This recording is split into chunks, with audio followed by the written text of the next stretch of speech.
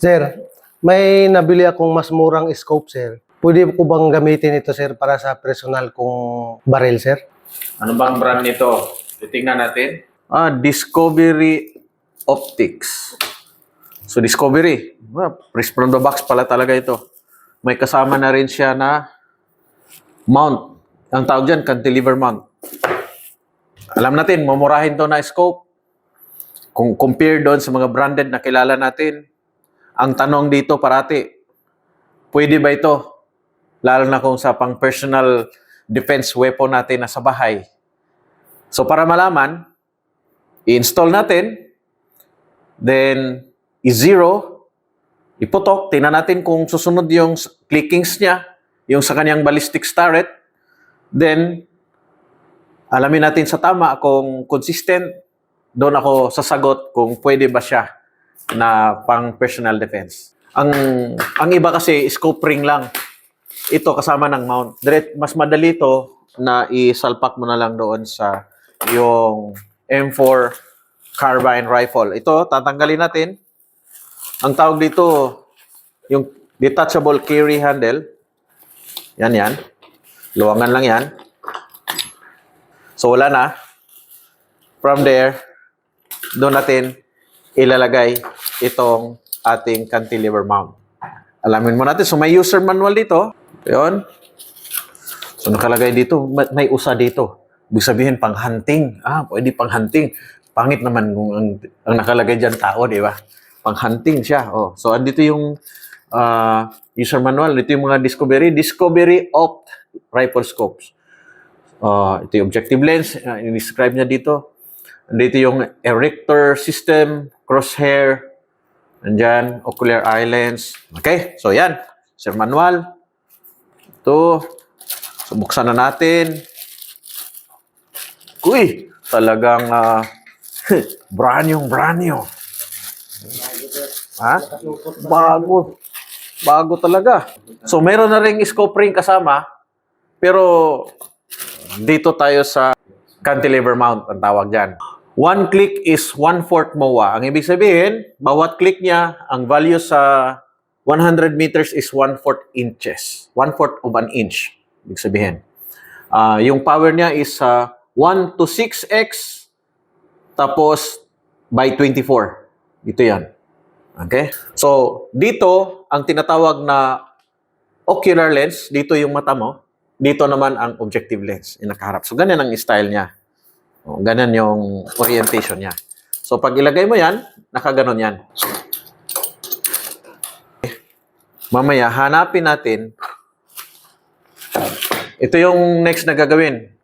Puputok tayo na fully naka-atras yung bat. Ganyan. So, dyan mo hanapin, ano dapat ang distance ng eyes. At ang tamang distance ng, ang tawag na dito sa ating eye relief, distance ng ocular lens papunta sa iyong mata is around 3.5 inches. So, kung nakaganito tayo, yan ang cheek weld mo, more or less ganito. Okay? Isang napaka-importanting reminder, bago tayo magkalikot ng ating mga baril, siguraduhin natin na ito ay cleared. Ang ibig sabihin, walang magazine. Pag titingnan mo yung chamber, ay walang bala na nakikita doon. Okay? So, ngayon, titingnan na natin kung ano yung tama na distance. So, yan ang tamang distance. Sa pag-mount ng scope, importante na meron tayong magagamit to stabilize the weapon. Pangalawa, may tamang tools tayo. So, merong required na gaano kahigpit. Ngayon dito, 20 inch per pound. Dito, 30 inch per pound. So, may magagamit tayo na tools para tama lang yung puwersa na panghigpit natin. Kasi kung sobra-sobra, posible na mag-crack ang scope o masisira yung scope. And to ensure na tama yung left-right niya, yung level niya, ay meron tayong tinatawag na leveling bubble. Ipapatong yun dito, yung isa ipapatong mo dito. So, kung parehas na ang fish eye nasa gitna, magka-level sila. Ngayon, andito na tayo sa firing range at ang ating Discovery Opt scope ay itest natin kung uubra nga pala to para sa mga tropa na gustong sumali sa mga shooting competition. I am not saying na bumili kayo para sa actual combat operations, para lamang sa inyong mga hobby, lalo ng mga civilian, pwede nang bumili ng mga personal rifles, ay pwede niyong lagyan ng kagaya nito na scope na hindi ganon kamahalan. Ngayon, nakita niyo na ang scope na ito ay 1 to 6 ang power. So, iset lang natin sa 100 meters mamaya. Ipasalo ko muna. Ang zero natin is 100 meters pero sa 25 meters, tingnan ko muna kung tama yung windage niya bago tayo mag-zero doon sa 100 meters. Ang gagamitin natin na bala ay 62 grains na M855 ball. Iset ko siya sa 6X. Ito yung power ring niya tinatawag. Dito ka magpili kung anong magnification mo iset. Tapos dito yung focus ring. Titingnan mo yung reticle kung saan ang pinakaklaro. Yan. Pihitin mo hanggat klarong-klaro na, ay yun ang pipiliin mo na setting. Yung dito sa gilid, ito ay ang control para sa illuminated reticle. Dito mo siya i-on and off. So kung pihitin mo siya, makikita mo maging pula. And it is very important lalo kung low light shooting. Kung agaw dilim, madaling araw o kaya paggabi na, maganda kung meron ganito. Ito yung ating elevation knob, windage knob na nakaset ito sa yung kaniyang calibration ay 1/4 MOA. Ang ibig sabihin 1/4 inch ang bawat click sa layong 100 meters. Okay.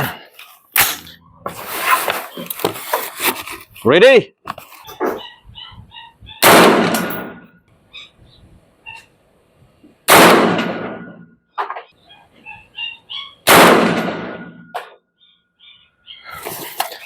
Nakikita ko nagtabi-tabi ating bala. So maganda yung ating scope. Kaya magtabi, hindi magluluwangan. So ito yung bala. One hole yung isa. Tapos dito yung isa. Maganda. I'm satisfied. Dito ako nag-aim. So ibig sabihin, hitting left ako ng around 1 inch. So i-right ko muna siya. Punta dito. Bago tayo magpunta dun sa 100 meters. Okay? Ipakita ko sa inyo paano mag-adjust. So, andito yung direction papunta sa right. Since hitting left tayo, doon sa gitna ng ilong ng aking adjustment. So, papunta tayo sa right. 1/4 MOA to. Ang ibig sabihin, sa 100 meters ay 1 inch siya. So, kung sa 25 meters, ang bawat apat nito ay 0.25 lang. 1, 2, 3, 4. 0.25 inch yan. 1, 2, 3, 4. 0.5 na yon. 1, 2, 3, 4. Iyon na yon ay 0.75. 1, 2, 3, 4. 1 inch nag-right na tayo papunta sa right. Another one.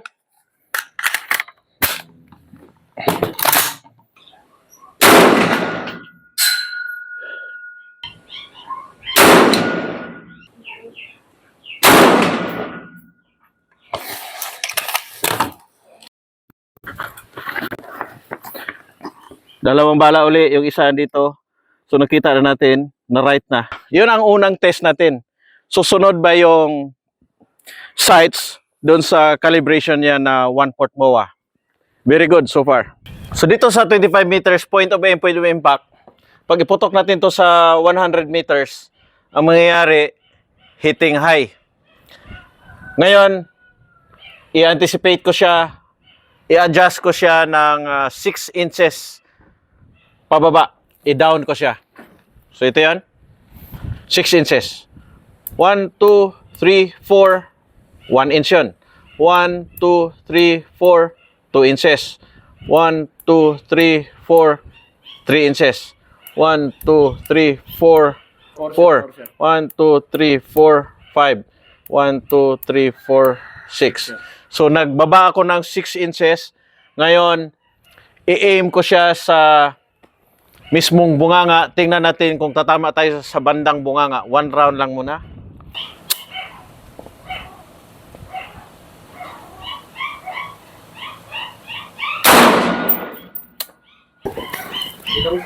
Sa ilong tama? Sa ilong ang tama. Ang ibig sabihin, mataas pa siya ng around 3 inches. Babaan ko ulit. 1, 2, 3, 4. 1. 1, 2, 3, 4, 2. Okay. So, nagbaba ako uli. Kasi mula dito, papunta dito, around 3 inches. Baba ako uli ng 3 inches. Tingnan natin kung mapashoot natin sa bunganga.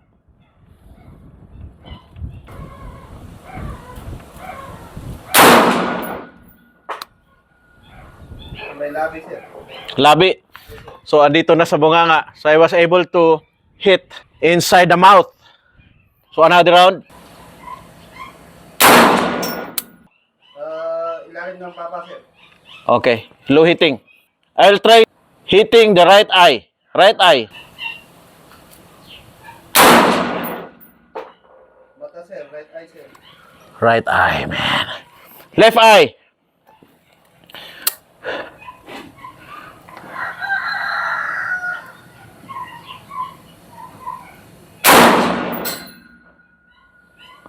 No, sir. No. High? Hitting high? Hitting high, sir. It's because the target is moving this way. Okay. But it's above the right eye. Left eye.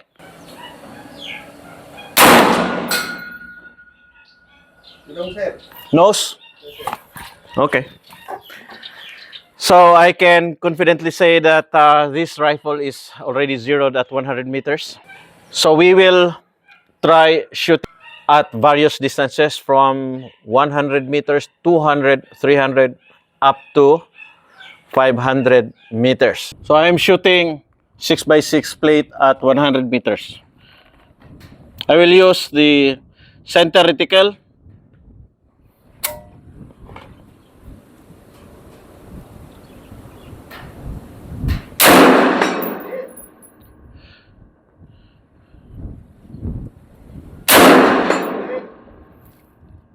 Two hits. Now we will go to 200 meters.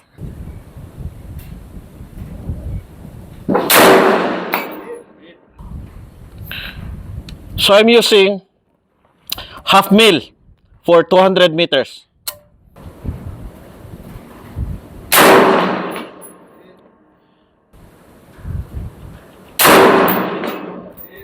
One-fourth mil for 200 meters. Now, let's go to 350 meters.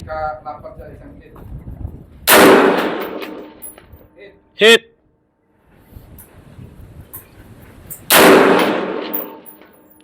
Hit. So, 2 hits at 350 meters.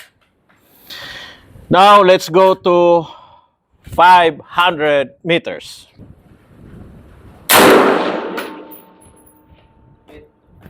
Hit.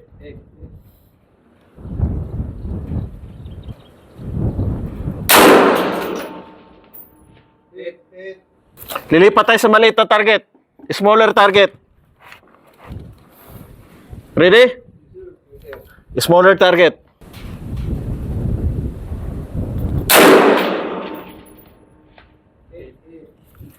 Ha? Hit. Smaller target. 500 meters. Hit.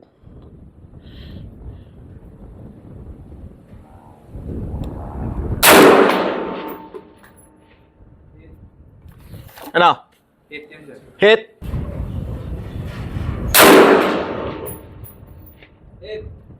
Hit.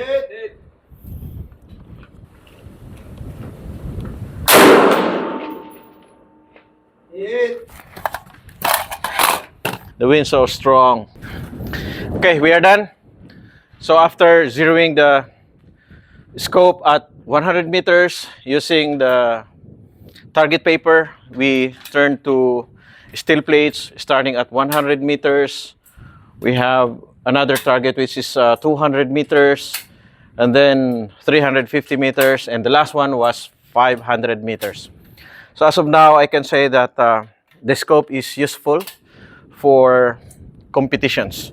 It can be used by hobbyists and competitive shooters. Para pala sa mga nanonood na aking video, huwag kayong mahiya. I-like nyo yung dalawa kong channel. Ito yon. At ito yung isa.